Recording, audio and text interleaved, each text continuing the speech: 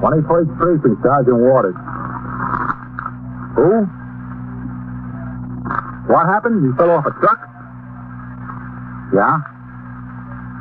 Yeah? How old a boy? Now, wait a minute. You are in the muster room at the 21st Precinct, the nerve center. A call is coming through. You will follow the action taken pursuant to that call from this minute until the final report is written in the 124 room at the 21st Precinct. All right. You just tell them I'm sending the officers right over there. Yeah, and the ambulance. Okay. That's right. Yeah.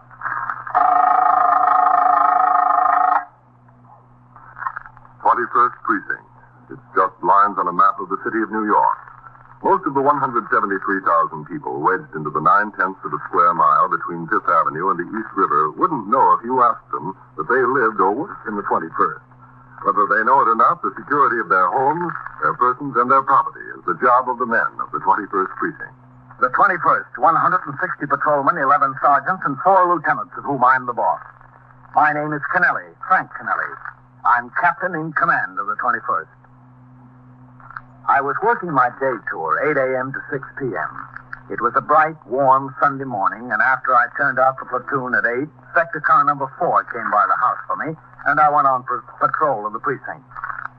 We had driven uptown on Park to the boundary of the 21st and started downtown on 5th when the number of our car was broadcast with instructions to call the station house. Patrolman Farrell stopped the car at the nearest call box, and I rang in. The desk officer, Lieutenant Gorman, told me that Patrolman Patrick E. Cahill had been injured while chasing boys out of a condemned tenement building on First Avenue. He had been taken to Bellevue Hospital in an ambulance. Because of the possibility of sick leave with pay or disability retirement in such cases, a commanding officer is obliged to make a detailed investigation to determine if the injury was in the line of duty. So I returned to the car and instructed Patrolman Farrell to drive to Bellevue. There, we parked the car, and in the emergency ward, I was told where to locate the resident who had treated Patrolman Cahill on admission.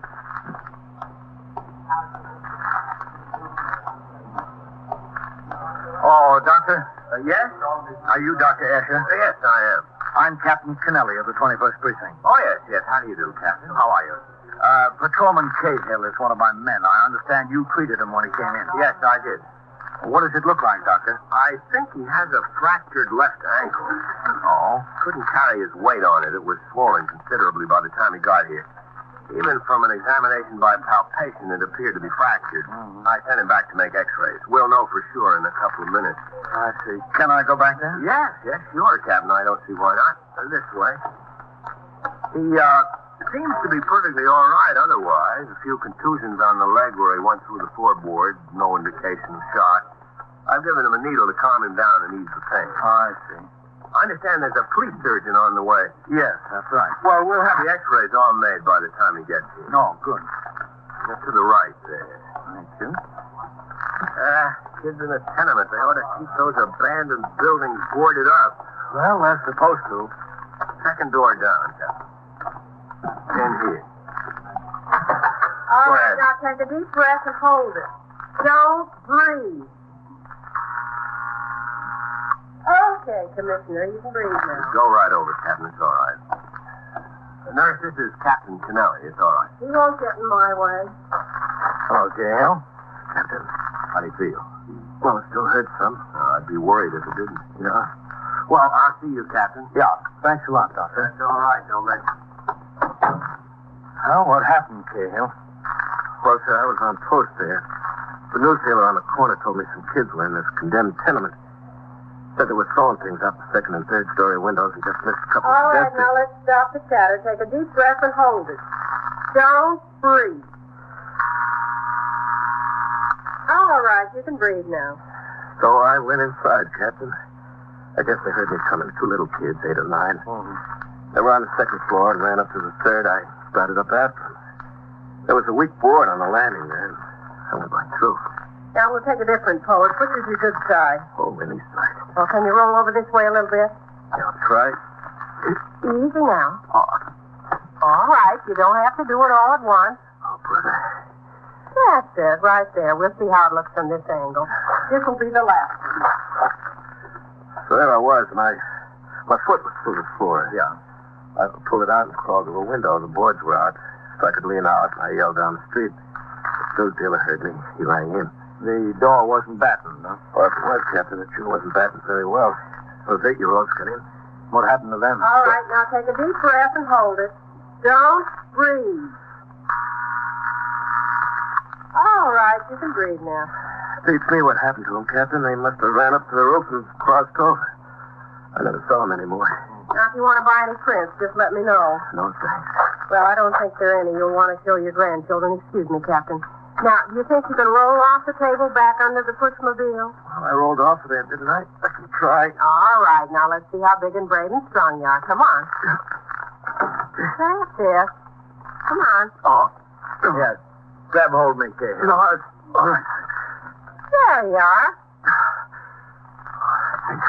I can imagine. Come in. Captain Kennelly in here? Everybody's in here. Yes, Sergeant. All right, take him. I'm all right, I guess, Sergeant. What is it, Sergeant? There's an accident case out there you might be interested in, Captain. From the 21st? Yes, sir. Boy about 13 or 14 years old. Oh. I'll be back to see you, Gail. Yes, sir. All right, Commissioner, now let's go for a little ride. You want to leave this door open? Well, we can't go through it closed, can we? It's to the left, Captain. Doesn't look like the kid's going to make it. Oh, what happened? Well, he hitched a ride on the back of a newspaper truck. Truck slowed down for a light going downtown on Lexington Avenue. Kid jumped off. Missed his footing and fell right under the wheels of a car that was right behind the truck. How bad is he? Pretty bad, Captain. He was unconscious when we got there. He's still unconscious. You know who he is? No, sir. There's nothing in his pockets that shows that. Well, what about the driver of the truck? He doesn't know him, Captain. Didn't even know he was on the truck. Oh, down there through the swinging doors.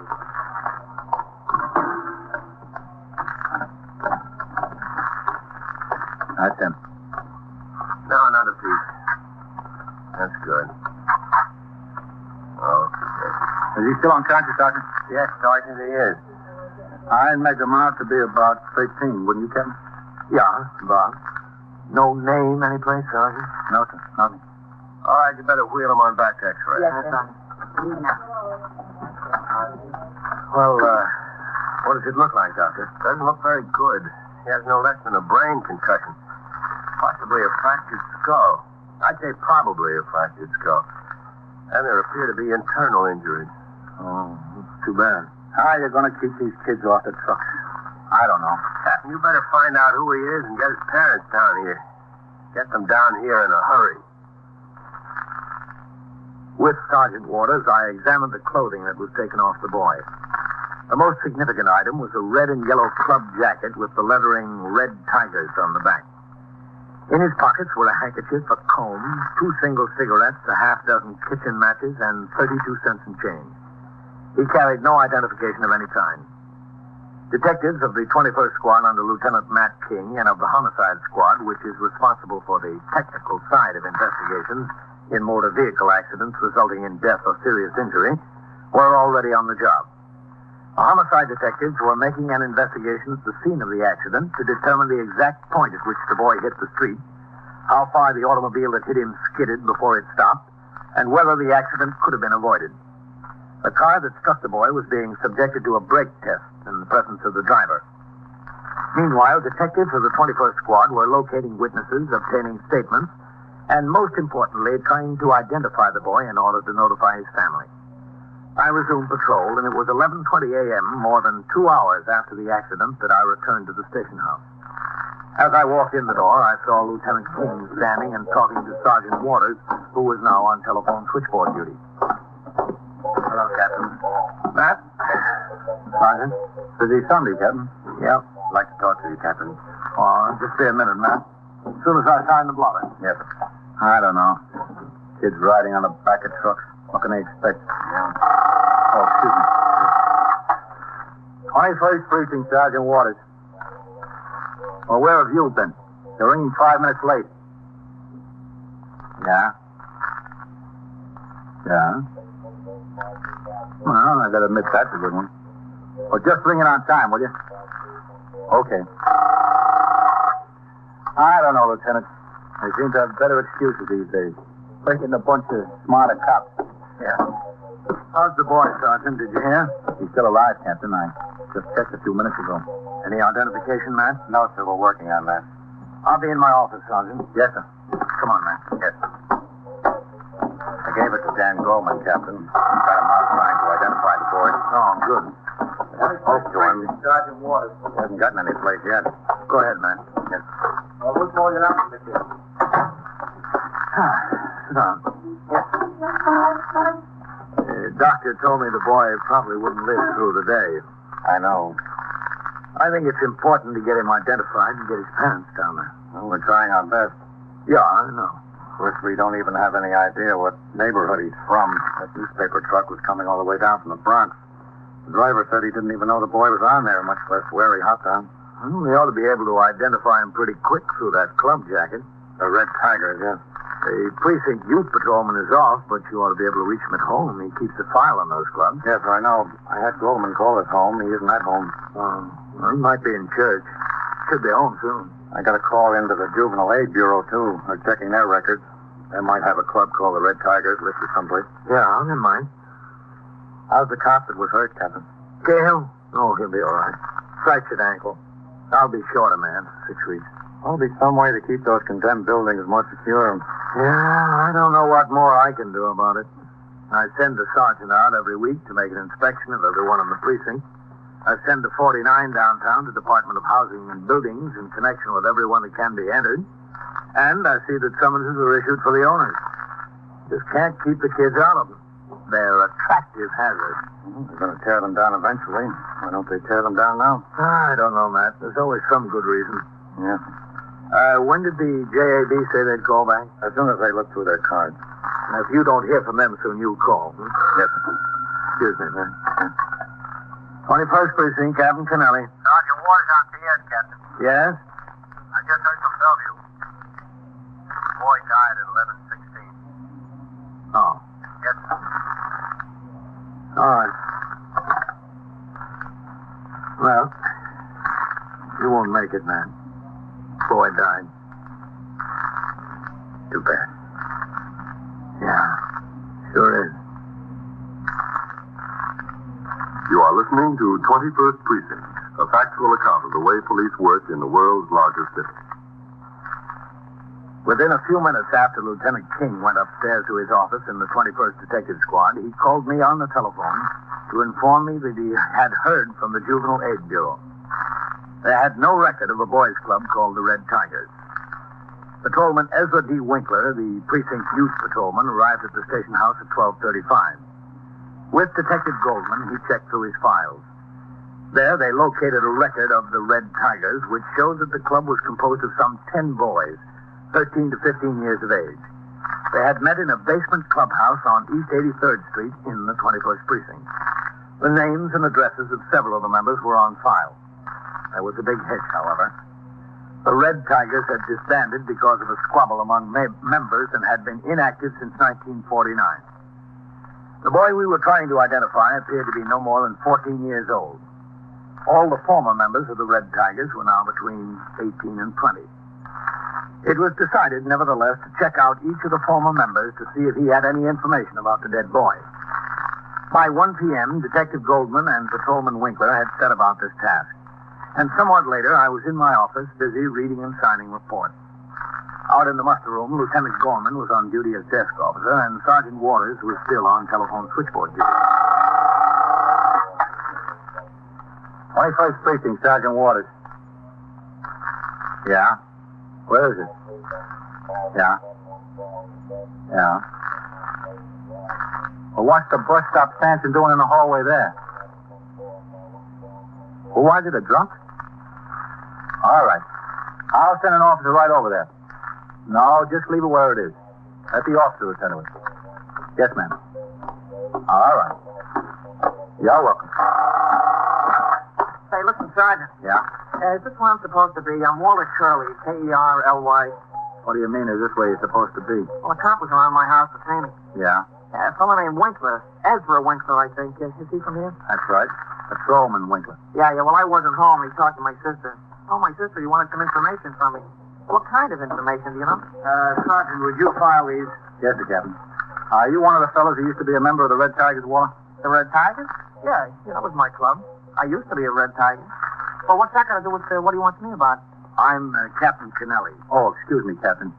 This is Walter Curley. How are you, Walter? Oh, fine, except this cop was around to see me. He spoke to my sister. He said he wants some information from me.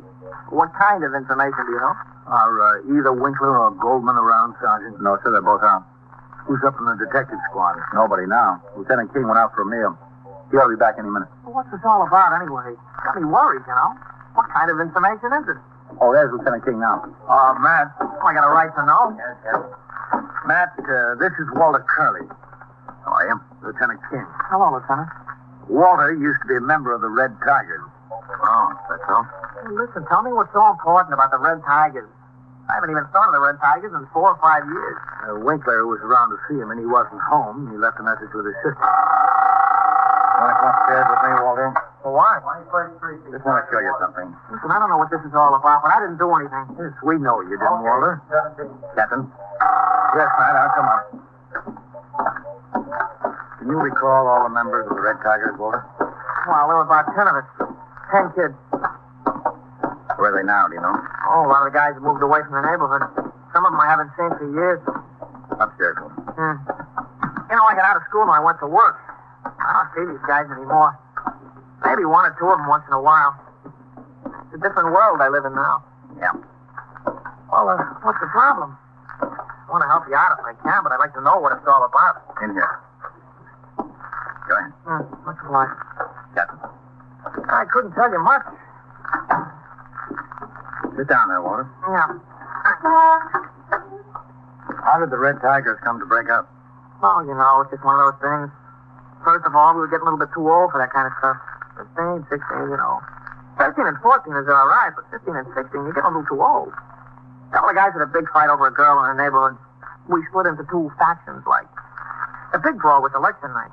Boy, we really tore up that club room. They called the cops on us that night, you know. People upstairs, they called the cops.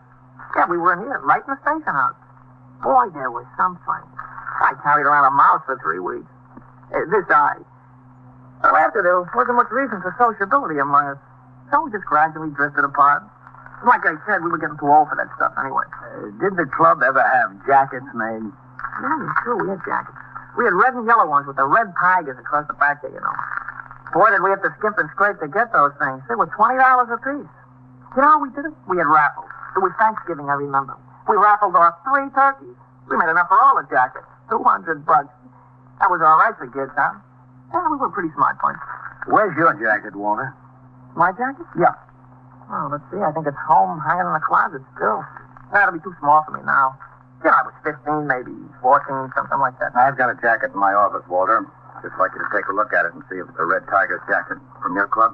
Sure, I'll be glad to. Be right back. Yeah, take your time. Listen, what's this about? Is somebody in a jam? Somebody who was in a club? Oh, no. Nothing like that. Oh, that's good to hear. They were a nice bunch of guys. Matter of fact, one's a cop. Horace Brighter, do you know? No, I'm afraid I don't. Lives in Rego Park now. Nice guy. Very nice guy. Walter, take a look at this. Yeah. Is this the Red Tiger's jacket? Yeah, the Red Tiger's jacket. What'd you get? Hey, how did it get torn like that? That's a shame. Yeah. Well, whose is it? Which one of the guys? We don't know. That's what we're trying to find out. Oh, you want me to help you with that, huh? There was no name in it. Oh, no, we didn't like to put names in it because the material was so light it would show through a little bit, you know. One guy tried it, and he was sorry. There's no way you can tell whose this is? Well, there were 10 of us. It must have belonged to one of the 10. That's logical, isn't it? Yeah. Oh, let me see that. I couldn't tell nothing by the size. They were mostly about the same size. You know, kids. Yeah. Hey, for crying out loud. What? Oh, I think that's mine. Is it? Well, yeah, I think so. You see that ink spot there on the inside? Yeah, I wore it to school one day, and I had a fountain pen in my pocket, and the cap came off, and the ink leaked out a little bit. I remember the spot. Oh, I was sick. Just sick. I think that is mine. I don't remember any of the other guys having an ink spot there. Boy, I could have killed myself that day. I thought you said your jacket was home hanging in the closet. Well, yeah, that's where I thought it was, and I'm sure it was. Hey, wait a minute. Yeah. I think, if I'm not mistaken, 2 or 3 months ago, my mother said to me, she said, Walter, there's a boy upstairs could wear some of your old clothes. You got a lot of stuff hanging around in the closet there. I said, all right, give it away, but don't give any of my new suits away, my new shirts and stuff. She said, all right, so I just maybe she gave it away. There's a boy upstairs? Yeah. What's the boy's name? Carl Padstow. Yeah, he lives upstairs on the 4th floor there. Carl Padstow. How old is he? Oh, I don't know, about 13, something like that. 14, maybe. Oh, just a kid. You know him when you see him? Well, sure I know him when I see him. He lives right upstairs from me. He lived there for a couple of years. Why? Walter, a boy fell off the back of a newspaper truck this morning. This kid? This Carl? We don't know for sure. Maybe. How old is he? Bad? He died. Died in Bellevue about 11:15. Oh. He was wearing his jacket? Yeah. That's rough. That's pretty rough. Kid's got no business jumping on backs of trucks like that. You know, I did a lot of things. I did a lot of things when I was a kid. I never did that. You could count on it. Boy, you're taking your life in your own hands there. Do his folks know? Well, we didn't know who he was until just now. We're not even positive about it yet. Oh. We tried to find out who he was before he died so we could get his parents down there to see him, but we couldn't. Would you be willing to go down to Bellevue and take a look at the boy and tell us if it's this Carl? Yeah, if you want me to. I think it'd be a good idea. That's too bad. That's rough. You know, it's a rotten shame what kids will do today. A radio call was put out for Detective Goldman.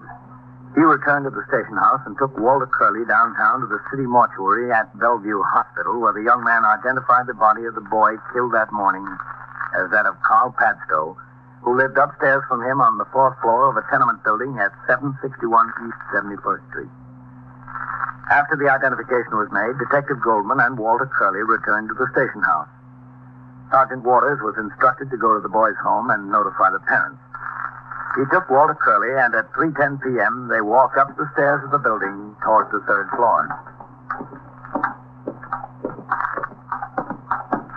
I'm telling you, you don't realize it when you're a kid. There are certain things that are dangerous. Yeah. They never learn. They just never learn. That's where I live, kid. You're sure your mother's home? Yeah, I think so. Padstows are upstairs there in the front. Yeah, I know. Ma? Come here, Sergeant. Yeah. Ma? Ma, in here, Walter. Can you come in the living room a minute, Ma? What's the matter? Come on in the living room. You'll be right in. All right. Hey, you want to make yourself at home? No, that's all right. You could have come in there, Walter. I was walking to...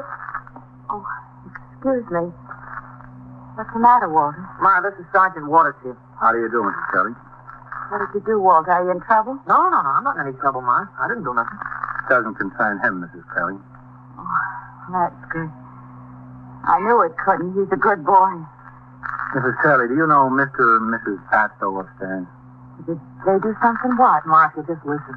The boy Carl was killed in an accident this morning. No. Yeah. That boy. That little boy. He's 14. My goodness. My goodness. I have to go upstairs and notify him.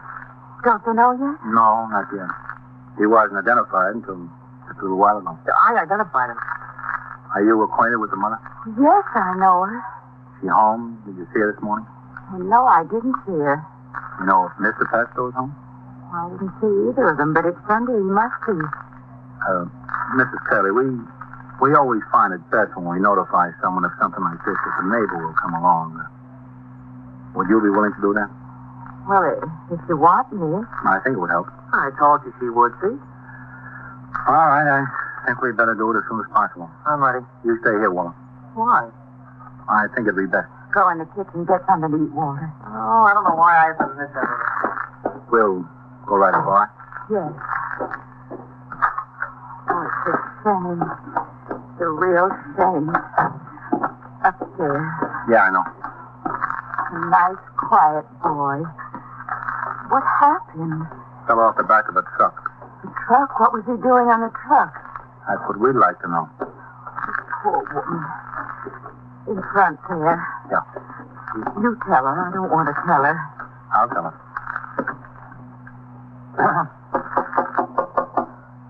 She stopped nothing. Now she'll have less. Mr. Padstow? Yeah? I'm a police officer, Mr. Padstow. Yeah, what is it? Hello, Mr. Patchstone. Oh, hello, Mrs. Curley. Can we come in? Well, yeah, sure. Thanks. What's the matter with the trouble? I'm Sergeant Waters of the 21st Precinct. Yeah. Is your wife home? Yeah, she's in there. She's getting dressed. Oh, what's the matter? Why do you want to see her? I can talk to you. Yeah. It's about your boy, Carl. Carl. What about him? Is he in trouble? I'm afraid I've got some bad news for you, Mr. Patchstone. What? The boy hitched a ride on the back of a truck this morning. So? He fell off the back and he was hit by a car. Where is he? He's down at Bellevue. Is he all right? No, sir. He died at 11:15.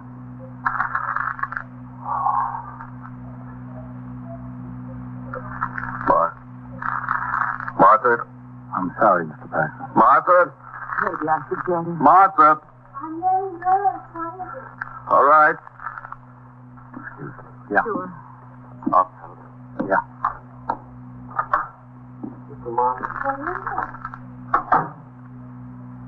Poor woman. And the poor man. He's got to tell us.